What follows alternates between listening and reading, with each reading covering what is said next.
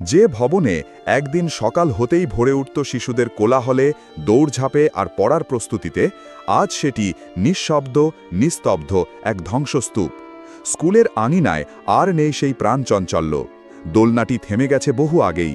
ক্লাসরুমগুলো আজ নিস্তব্ধ, যেন ভয় পেয়ে গেছে শিখার তাণ্ডনে। চোখে পড়ে শুধু ঝলসে যাওয়া গ্রিল, পোড়া বই আর একাকী পড়ে থাকা একটি ব্যাগ, যেটা যেন বলছে, আমার ভেতরে ছিল আগামী দিনের স্বপ্ন। এই শিশুরা এসেছিল আলোকিত মানুষ হবার শপথ নিয়ে, দেশ গড়ার প্রত্যয় নিয়ে, কিন্তু ভাগ্যের নির্মম পরিহাস, তাদের কোনো স্বপ্নই আর বাস্তব হবে না।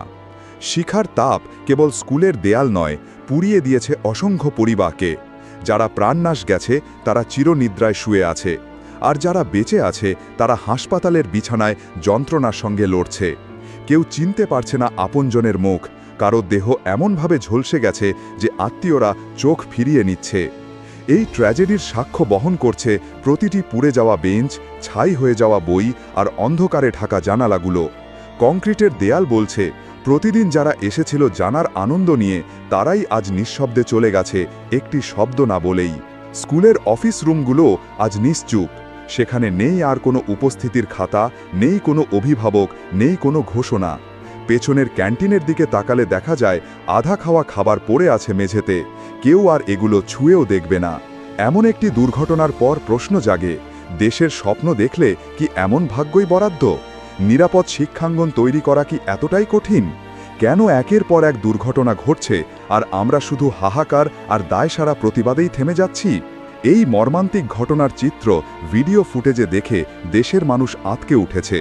শিখার পুড়ে যাওয়া মুখগুলো, ছিন্ন ভিন্ন ইউনিফর্ম আর কাঁদতে থাকা সহপাঠীদের দৃশ্য যেন হৃদয়ের গভীরে শেকড় গেড়ে বসেছে। রক্তের ধমনীতে যেন হিমশীতল যন্ত্রণা ছড়িয়ে পড়ছে সেই ফুটেজ দেখে। এই ঘটনাস্থলের প্রতিটি রুম আজ সাক্ষী। এখানে খেলাধুলা হতো, গান শিখত কেউ, কেউ বা গোপনে কারো হাতে দিত ছোট্ট ভালোবাসার চিরকুট। আজ সেই রুমগুলো নিস্তব্ধ। পুড়ে যাওয়া কাঠ, ছাইয়ে ঢেকে থাকা মেঝে আর চারপাশে ছড়িয়ে থাকা পোড়া খাতা, সব মিলে যেন এক ভয়াল স্বপ্নের চিত্র। এই কচিকাঁচা প্রাণগুলোর দোষ কি করেছিল?